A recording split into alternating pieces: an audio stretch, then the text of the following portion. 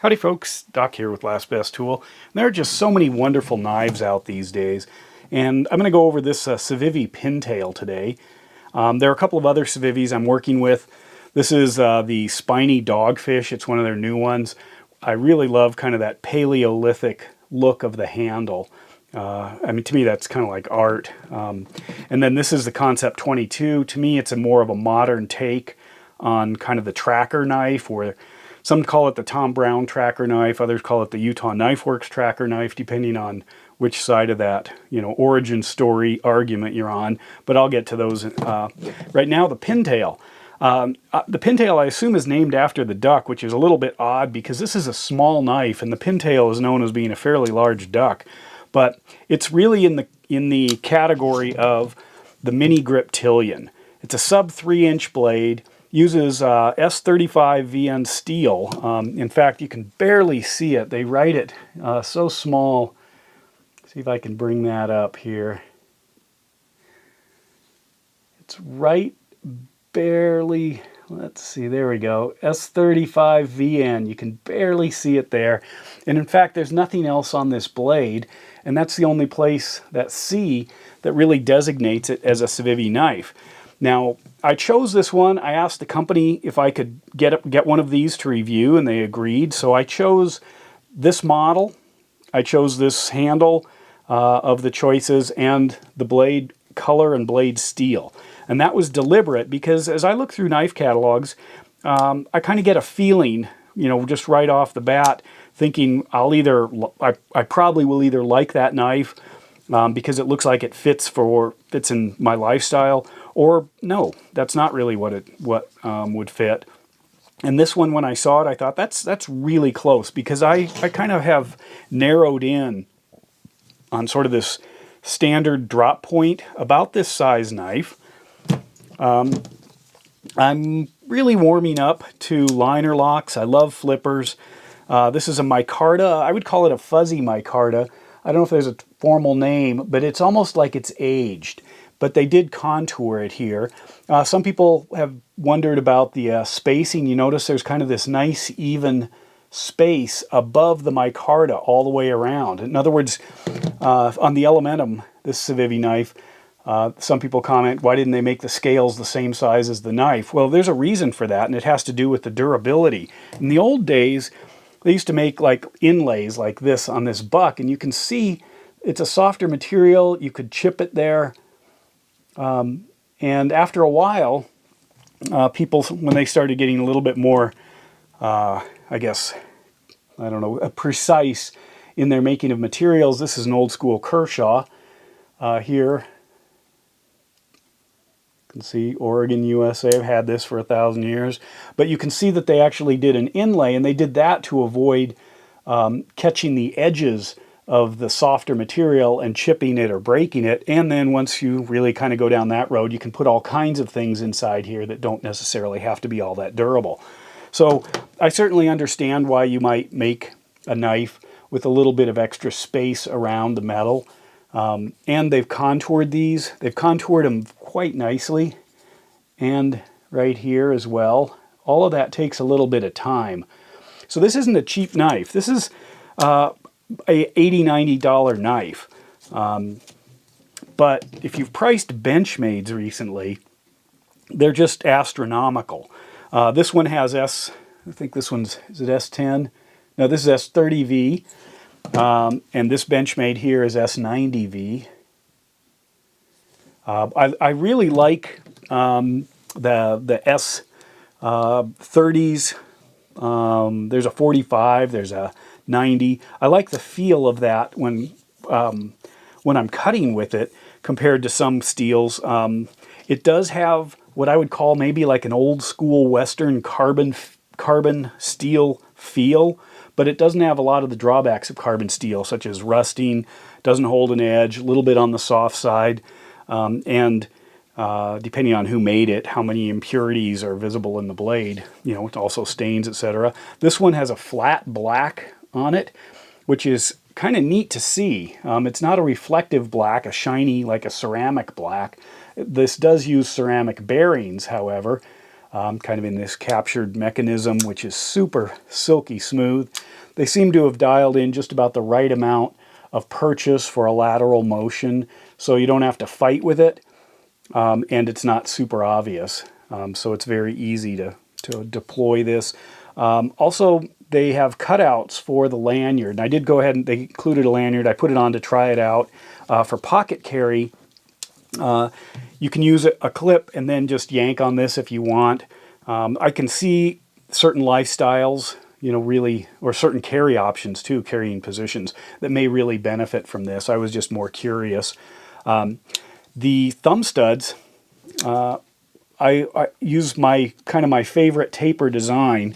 This is a great knife, but the kind of thumb studs are almost like watch crowns that stick out, and they catch on everything.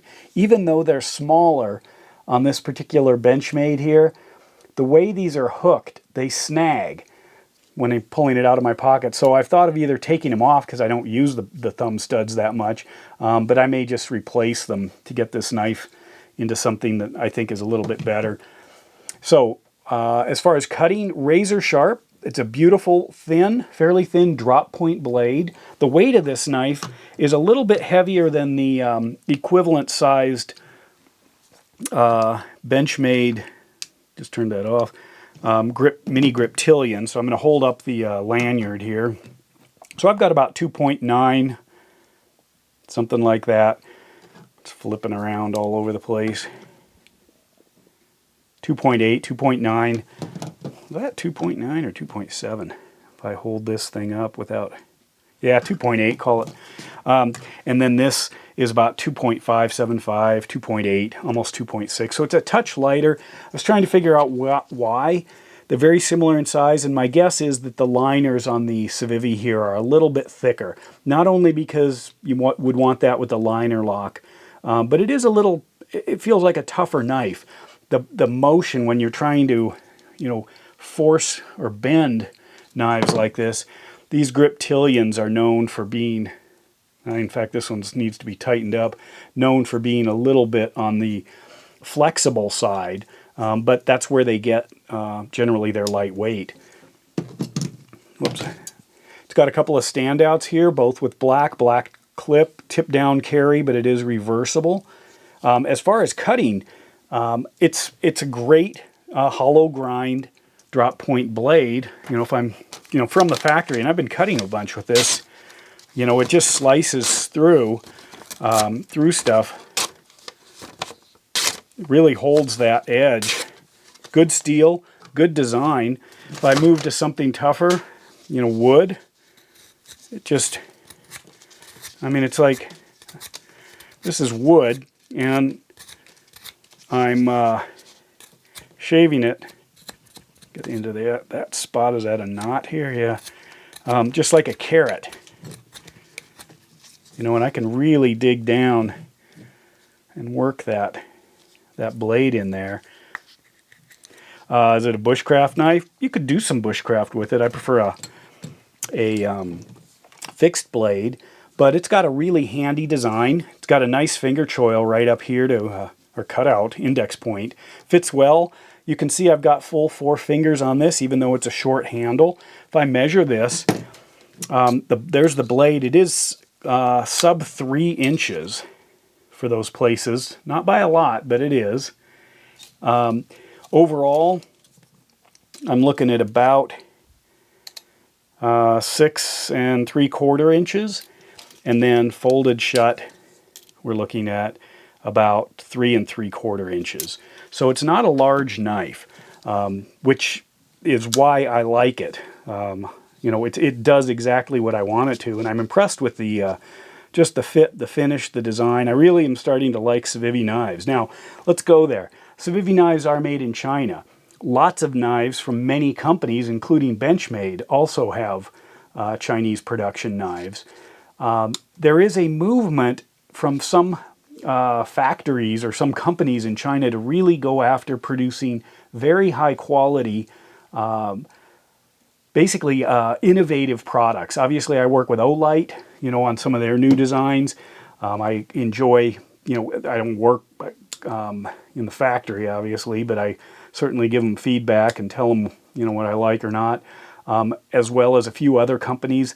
The CIVIVI line really seems to have the capability, the designers, the manufacturing, and the care. And CIVIVI is actually the inexpensive line of WE knives.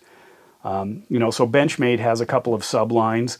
So this would be a subline from WE knife, and it's just a great knife. And you know, I've been kind of shying away because of the Chinese connection, but a lot of things are coming out of China from companies that really are trying to play the big game, you know, with the, you know, the kind of the premium manufacturers, and they're doing a very good job. You can decide, you know, on your own which direction to go, but if you're not going to drop the, you know, $180 for something like this, for a Benchmade or whatever crazy, this one I think is pushing 300 and something now, I guess because carbon fiber is extremely rare. They only have, I don't know where they find it. They must mine it in some farther reaches of the Gobi Desert or something. But anyway, the carbon fiber stuff just, I don't know, and titanium seems wildly expensive, even though titanium is a very common metal as well. But the CIVIVI line, I'm impressed. And I am enjoying working with these knives. And it makes me think, you know, it makes me have to, you know, try to find the strengths or the purpose behind the designs.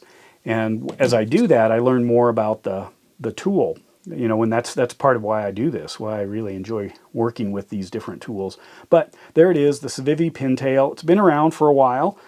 Finally decided to, you know, inspect this company a little closer, as well as, you know, the design of their knives. I do appreciate their knives.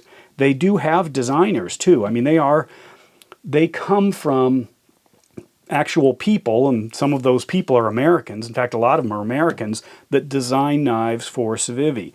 Same with Benchmade, except this is a Nakamura design. Here, this is an Alan Pardue line, or a Mel Pardue design here. You know, when these people are, some of them are from the US, some are from overseas, some are from Australia, and even a few are from Oregon. But anyway, I thought I'd bring this one to your attention. I really like it. I am not shying away from CIVIVI knives. I'm appreciating the intricacies of their designs, and I hope it pushes some of the US companies to kind of up their game as well as maybe make them more affordable. Anyway, there it is, the CIVIVI Pintail Micarta S30VN steel liner lock flipper. With that, Doc out.